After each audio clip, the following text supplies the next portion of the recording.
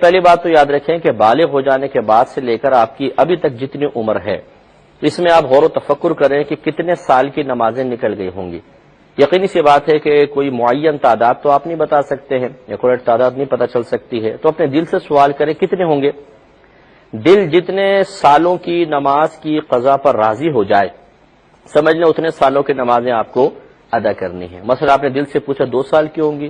3 سال کی، 4 سال کی، 5 سال کی، 5 سال میں دل کہتا ہے ہاں اس سے زیادہ نہیں ہوں گی، بس ٹھیک ہے، پھر 5 سال کی آپ کو ادا کرنی ہے۔ اور یاد رکھیں کہ سنن نوافل کی قضا نہیں ہوتی، صرف فرض اور واجب کی ہوتی ہے، لہذا ایک دن میں 20 رکعتیں قضا کرنی ہوتی ہیں، 17 فرائض ہوتے ہیں اور 3 وتر واجب، کل 20 رکعتیں ہوتی ہیں۔ کال لیتا ہوں پھر انشاءاللہ جواب کنٹینیو رکھیں گے۔ ہوتی ہیں 2 فجر کے فرض، پھر 4 ظہر، 4 عصر، 3 مغرب، 4 عشاء، یہ 17 ہو گئے، اور 3 وتر 20 رکعتیں۔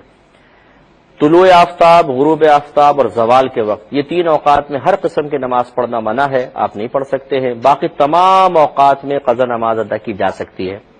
آپ فجر کے بعد بھی پڑھ سکتے ہیں، عصر کے بعد بھی پڑھ سکتے ہیں۔ یہ لوگوں کا غلط خیال ہے جی فجر کے بعد قضا نماز نہیں ہو سکتی، عصر کے بعد نہیں ہو سکتی ہے۔ فجر کے بعد، عصر کے بعد نفل سجدہ منع ہے۔ قضا نماز تو ہوتی ہی فرض واجب کی ہے، تو نفل تو سجدہ تو آپ کر ہی نہیں رہے، تو یہ کر سکتے ہیں، لیکن فجر کے بعد یا عصر کے بعد ادا کرنا چاہیں تو پبلک کے سامنے نہ کریں، کیونکہ لوگ سمجھ جائیں گے کہ اس وقت نفل سجدہ تو منع ہے، تو یہ قضا نماز ادا کر رہے ہیں۔